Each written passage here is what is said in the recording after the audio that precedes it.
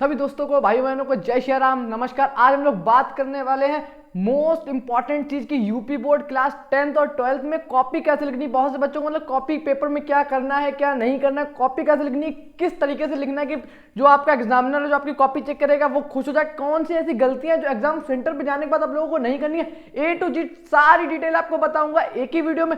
आप 10th या 12th किसी भी क्लास के हो, यूपी बोर्ड, सीबीएसई बोर्ड और भी बोर्ड के बच्चे देख सकते हैं, पर स्पेसिफिक ये वीडियो यूपी बोर्ड के लिए है और 10th और 12th वालों के लिए जो 22 फरवरी से 20 फरवरी से आपका एग्जाम है।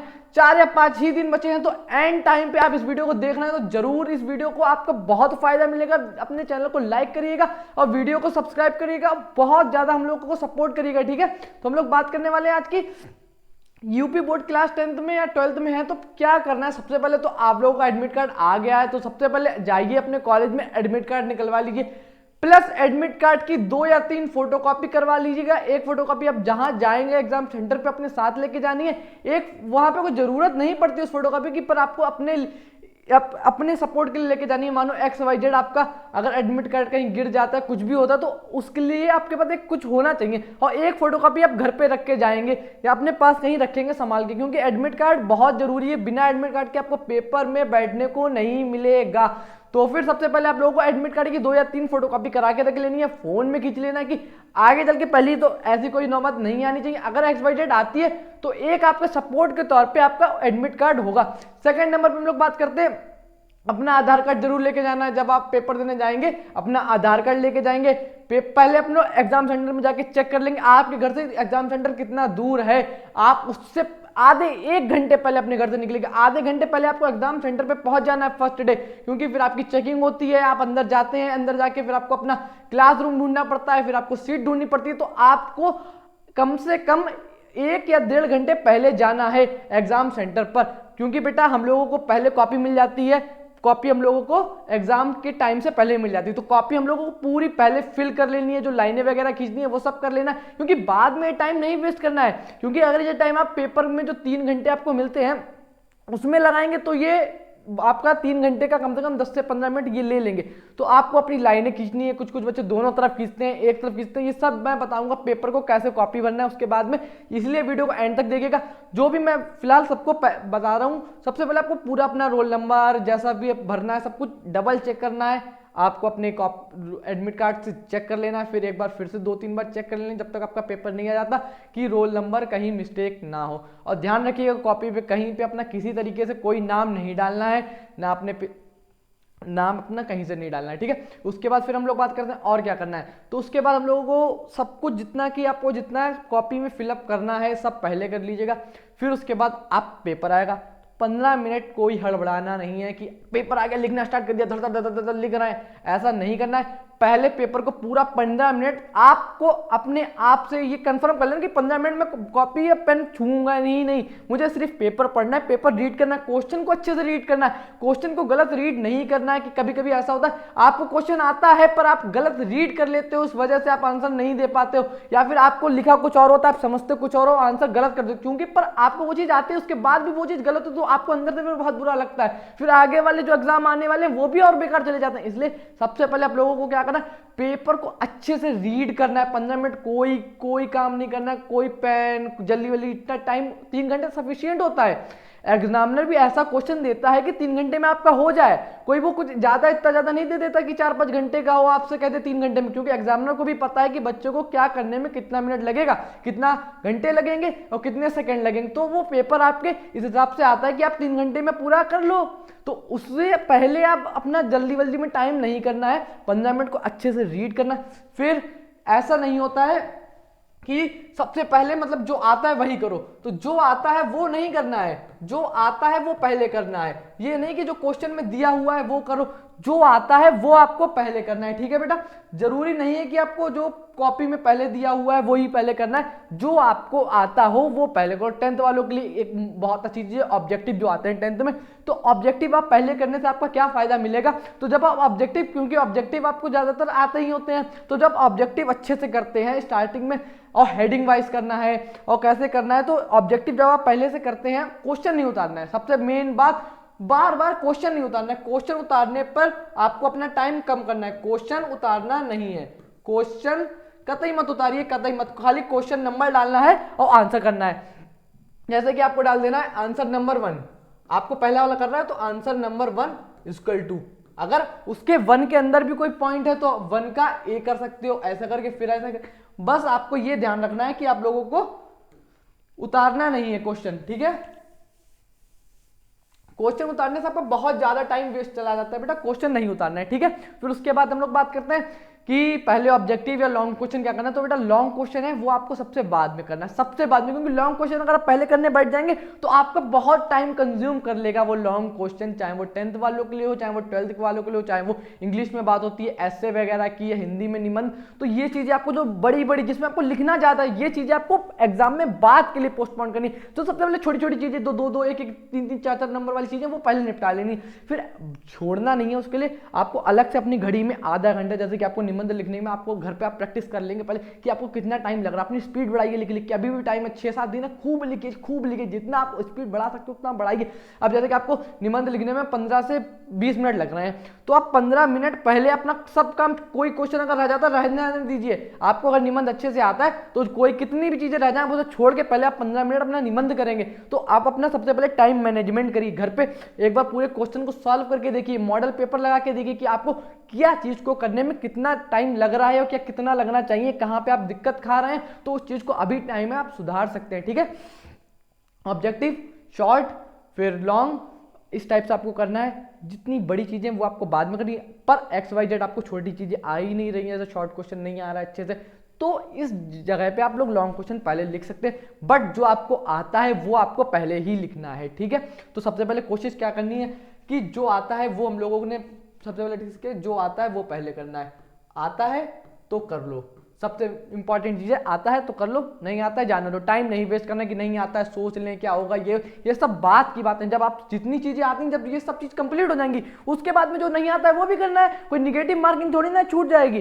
तो जो चीज नहीं आती वो करनी है, पर पहले जो आता है वो करना है, वो नहीं आता है वो बाद में करना है, छोड़ना नहीं है, बाद में करना है। जैसे कि आपका पेपर हो गया, अब उसके बाद आप पहले चेक कर लेंगे, फिर उसके बाद में जो नहीं आता है वो सोचेंगे, पूछेंगे, पूछना नहीं है, और ऐसी कोई काम नहीं करना जिससे आपको डिस्क्वालीफाई हो जाए पेपर से। बेटा बहुत बहुत इंपॉर्टेंट है, बच्चे सोचते हैं अरे चुप्पे से रख लेंगे, अगर पकड़े गए तो फ्यूचर बर्बाद, सब कुछ बर्बाद हो जाएगा। बेटा ऐसा कुछ नहीं करना है कि आपका नाम खराब हो, घर वालों का नाम खराब हो, बहुत गलत चीज होती है।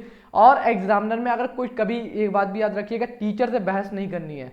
अगर टीचर आपसे कुछ कह रहा है तुरंत मान लीजिए, या टीचर का मजाक नहीं उड़ाना, क्योंकि उसके हाथ में आपकी एक तरीके से पूरी लाइफ होती है। अगर आप ये नहीं सोचे कि अरे ये तो टीचर है, ये क्या कर लेगा, ऐसा नहीं है। वो अगर आपकी कॉपी पे रेड पेन से लिख देगा तो फिर आपका फ्यूचर बर्बाद हो जाएगा, तो ऐसा कुछ नहीं करना है। तो सबसे पहले जो आता है वो कर लेना है।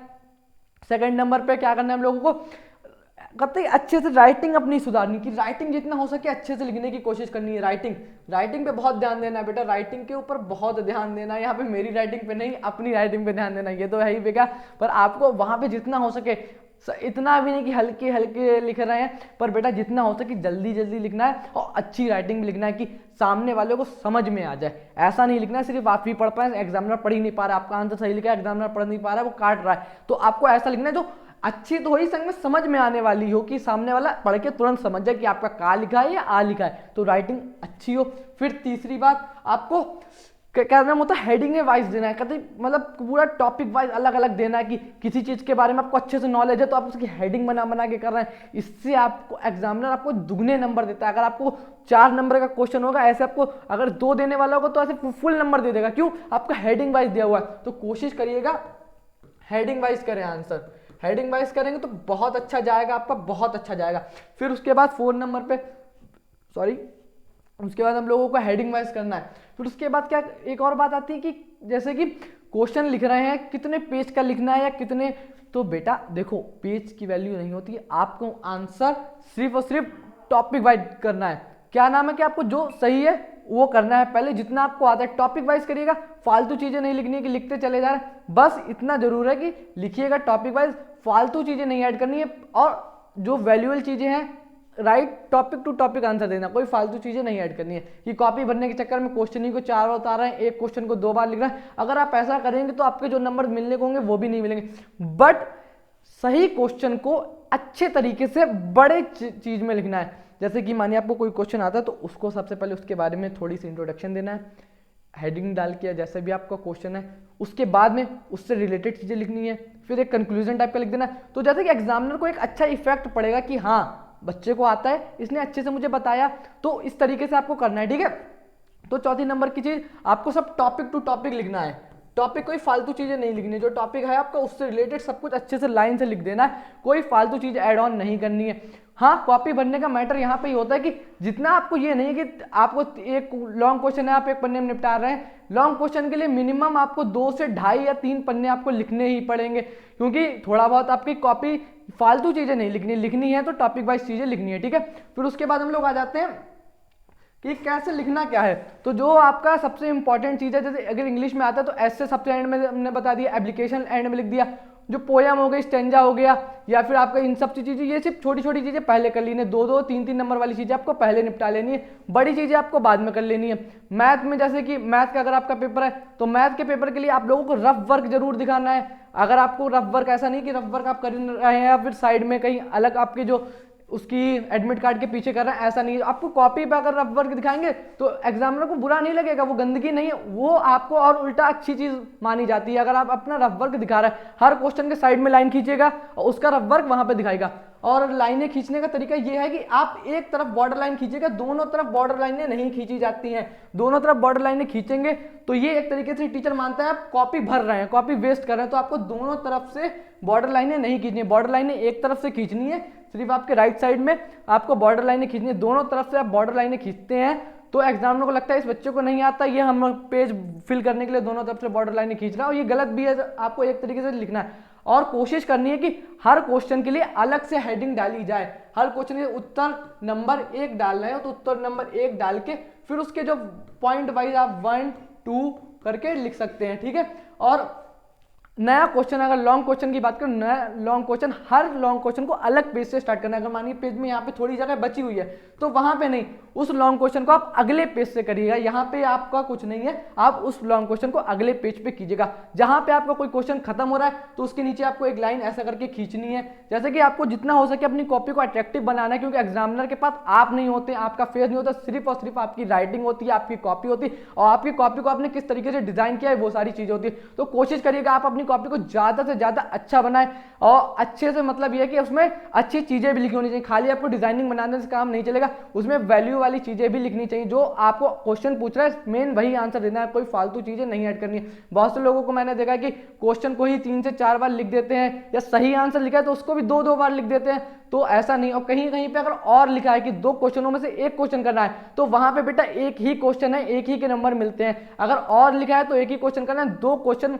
दोनों और में जैसे कि लिखा हुआ है कि एक क्वेश्चन ये है, 2 मिनट, क्वेश्चन नंबर 1 और 2 के बीच में और लगा हुआ है, तो फिर आप ये सोचते हैं दोनों लिख देंगे तो डबल नंबर मिल जाएंगे, ऐसा नहीं है। और लिखा है तो आपको एक ही क्वेश्चन करना है, जो आपको ज्यादा अच्छे से आता है वो करना है। और अगर जैसे कि इकोनॉमिक वगैरह में आपको प्रैक्टिकल या फिर कॉमर्स साइड से आपको प्रैक्टिकल और थ्योरी में आता है तो आप कोशिश करिएगा थ्योरी वाले पे ज़्यादा फोकस करें, क्योंकि प्रैक्टिकल में नंबर फुल तो जरूर मिलते हैं, पर प्रैक्टिकल में आपका अगर एक पॉइंट से भी, क्योंकि उसमें कैलकुलेटर 10th और 12th में अलाउ नहीं होता है, तो अगर थोड़ी सी भी गलती हो तो पूरा प्रैक्टिकल क्वेश्चन आपको काट दिया जाएगा। बट अगर आपको जैसे कि थ्योरी में करते हैं तो आपके स्टेप मार्किंग के जैसे कि 5 नंबर का तो 2 या 3 नंबर मिल सकते हैं। तो अगर आपको पूरा आपका भरोसा है कि मैं प्रैक्टिकल अच्छे से कर सकता हूँ, मुझे पूरा आता है, आप वही क्वेश्चन पढ़ के गए हो या उससे रिलेटेड क्वेश्चन आपको पता है कि हाँ मैं पूरा कर लूंगा, तब तो प्रैक्टिकल पे जाइएगा, वरना आपको थ्योरी पे ज्यादा कंसंट्रेट करना है, क्योंकि थ्योरी पे आप करेंगे तो अगर आपका 5 नंबर रहेगा, आप थोड़े से जैसे हेडिंग बना के थोड़ा स्ट्रक्चर भी बना देंगे तो 2 से 3 नंबर मिल जाएंगे।